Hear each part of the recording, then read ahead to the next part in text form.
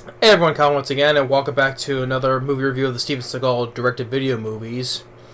And next is the 2000 next one in 2009, and that is of A Dangerous Man. Now, Dangerous Man, released in 2009, same year as The Keeper, and once again is directed by Keoni Waxman, who directed The Keeper, and he's also he's also directing another one coming up. He's directed several other upcoming Steven Seagal direct videos, which I'll be getting to though. But A Dangerous Man, I would say I'm not a fan of this though. But it's a rant though. But it's not. If it was a huge rant like I usually do, the word rant would be in big capital letters though. But since this is like the rest of them is mostly in lowercase a n t, it's just a rant, you know. I mean, it's not full enraged rant, you know. That is get that. This film did not get me mad. I think it's just like you know, that's the kind of thing we say about it. It's like it's meh, you can say. So it's a small rant, I would say, not a huge explosive rant. I mean, this film did not piss me off as like what I saw in Attack Force or Submerged or Out of Reach or Today You Die. It didn't get me so pissed off like those movies did though, but I would say I wasn't a fan of this one. So it was just like blah. That's what it is. It's blah.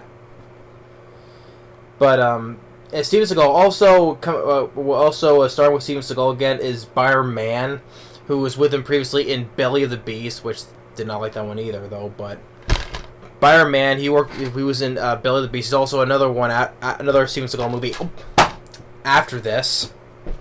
Threw this out of my hand,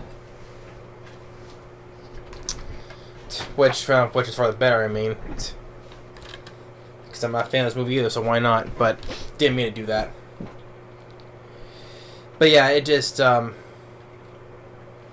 recall Byron Mann. He also played Ryu from the Van Damme movie of Street Fighter. But he's the villain. He's a villain in this movie. But why is this a rant? I mean, first of all, we're getting back with the bad, horrible dubbing of Steven Seagal. That's not his voice. Which I'm getting so damn tired of. I'm getting tired of Steven Seagal's laziness, you know. It's just it's mostly because he's been a producer in all of his direct-to-video movies. I mean, come on, you can't take the time to do your own voice, you know. Have somebody else do it for you. That's why a lot of times with all these bad dubbings or in stunt doubles, they should get like credits on with Steven Seagal, you know.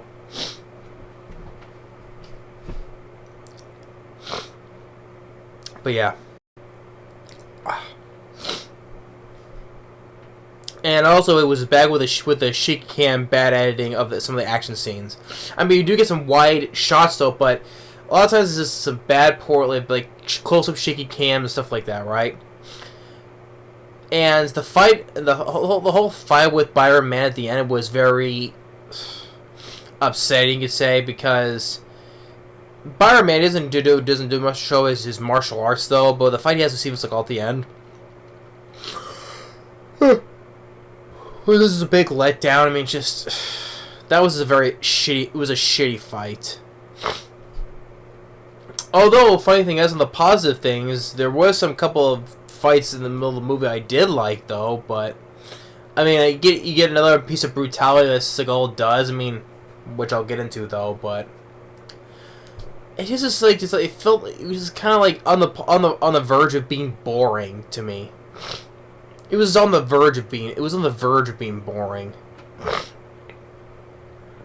But anyway, with the story, Steven Seagal, he's a ex Special Forces, and he has a wife, and one thing leads to another. He there's I think it was due to a car crash. Oh no. It was he was trying to get it was a carjacker. That's what it was.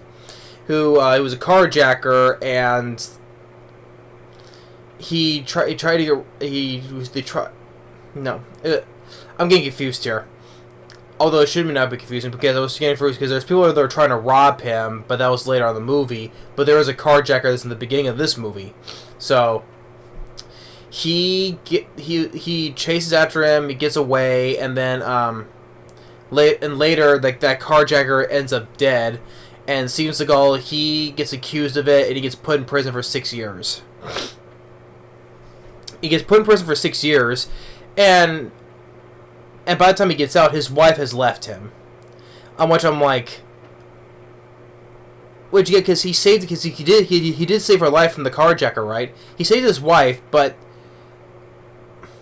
I mean, it's how a guy save you. It's how you pay back for the guy who's your husband who saved your life, and then he gets put in prison, then you leave him.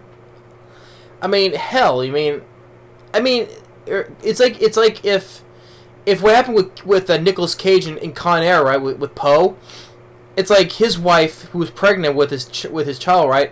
Well, he was in prison, and she just stopped talking to him, and she just left for another guy or whatever, you know.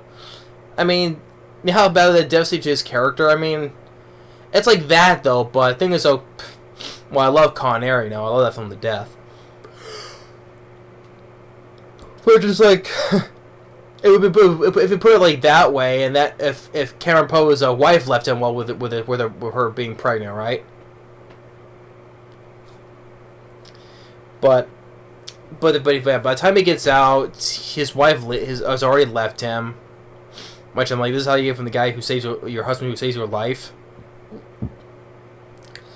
And then we're getting to what when he goes to the store, there's these two guys that are trying to rob him. Right?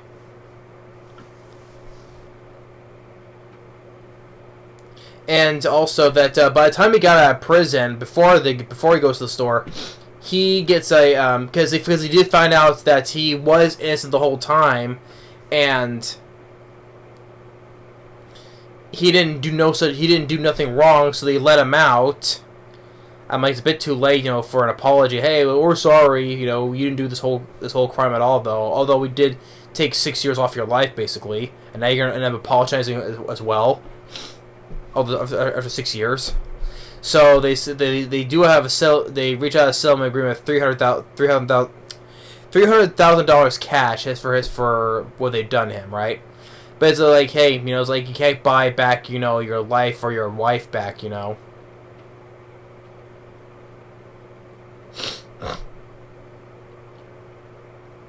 So yeah, that's not gonna make it better though. So, but then he goes to this story, and some guys try to rob him, and he does a decent, you know, a wrist flip. I think that's why I tried to explain previously. It just, like I said, a wrist twist, but I think it meant a wrist flip, you know. Kicks a guy through a window, and okay, decent, okay. And there's these crooked cops, you know, and these two Asian guys, they shoot the cop, and then there's these two bystanders. That one runs away, but he gets shot, and there's one who's hiding from them. And which actually turns out the one who was hiding is actually the son of a Russian mobster. And this woman, I think also this woman's with him, and him and the son of the Russian mobster, they go to him, and which the Russian mobster is thankful for him, you know, for saving his son.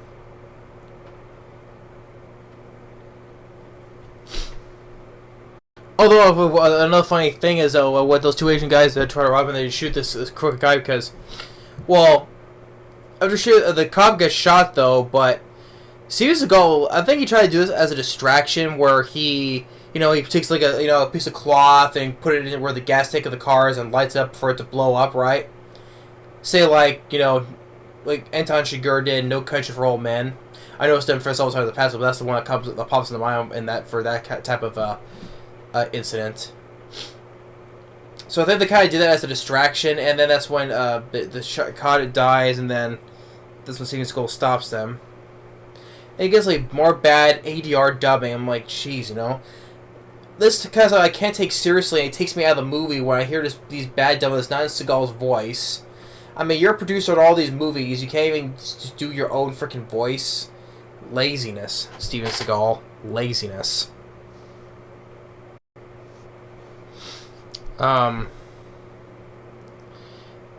Anyway, with the bad guys, you know, he tried to beats this one guy's face in, and then he takes with a guy who serves to be the son of the Russian mob. And this woman who gets locked in the bad guy's trunk, gets her out, comes with them.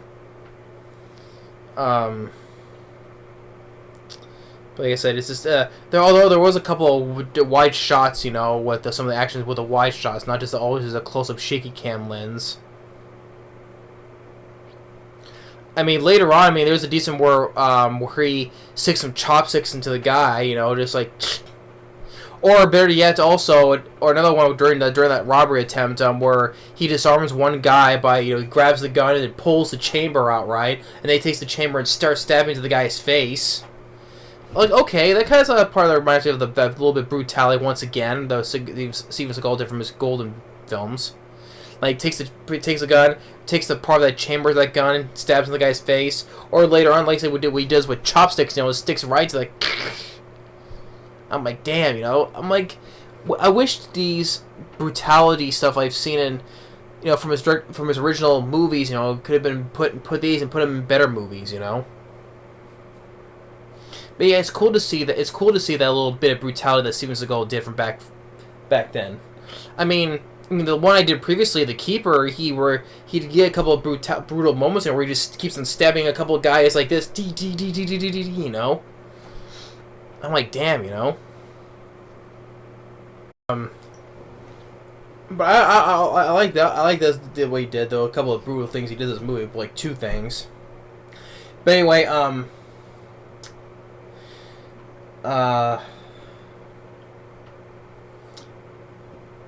well, so the couple of brutal things I liked, though, but the film was on the verge of being boring, you know.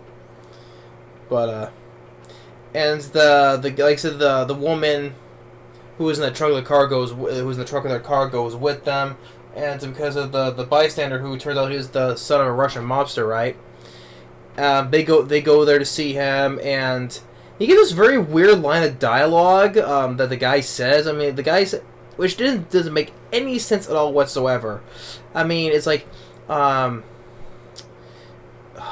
is it? It's about, hold on a second. He says, like, the guy says, we fuck with cops' mouths when we run out of farm animals. I'm like, what? What did he just say? I'm like, we fuck cops' mouths till we run out of farm animals. I'm like, what in the hell does that mean anyway? That's like a line of dialogue that makes absolutely no sense at all. I'm like, run out of farm animals? I'm like, how does that line make any sense at all whatsoever? We fuck with cops' mouths till we run out of farm animals. I'm like, that is like one of the weirdest lines of dialogue I've ever heard of. I mean, what does that have to do with that? I mean, I don't know what the whole line of dialogue was that all about. I don't know what. It just sounded very weird, you know, very, very weird. And so it's like Steven Seagal and the Russian mobster guy, they kind of like form an alliance, you know. Byron Mann, I mean, there's this guy this guy doesn't like. I mean, he's supposed to be like, you know, help with the woman's with her uncle, because the woman's uncle was supposed to be coming over from China for where I think, and because also dealing with like kind of like Chinese like military weapons, I think it was. And Byron Mann doesn't like this guy. I mean, he doesn't do much to showcase his martial arts, which sucks, you know. But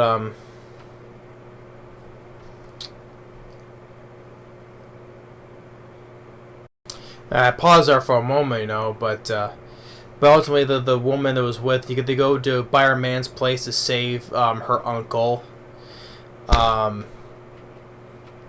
and even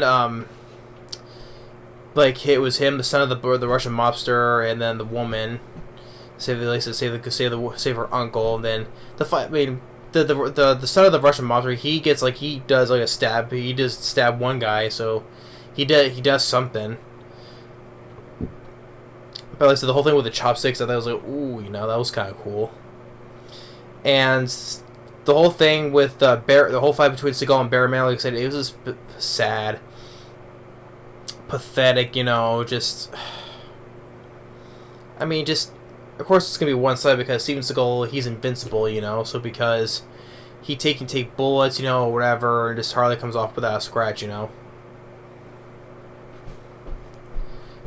But like a dangerous man, it was just like okay, well, not okay. It was like or blah, you can say. I probably wouldn't watch this again. So, I mean, the guy of the cast, I would say, was not bad. I mean, Mann was not bad. I mean,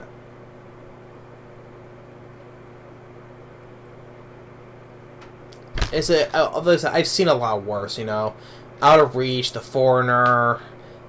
Submerge, Attack Force, Today You Die, Flight of Fury.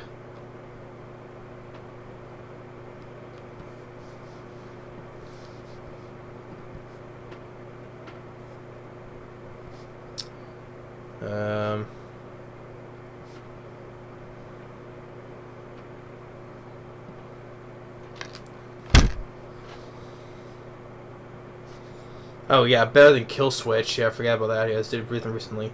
Yeah, better than Kill Switch. Yeah, then Against the Dark is a lot worse. Driven to Kill, I thought was worse. But this was like, I was not overall pissed off at it, so, but I was not a fan of it either way, but it didn't get me mad, it didn't get me so enraged, you know. I mean, Steven Seagal, like I said, the bad dubbing, once again, it gets so irritating once again, then the bad,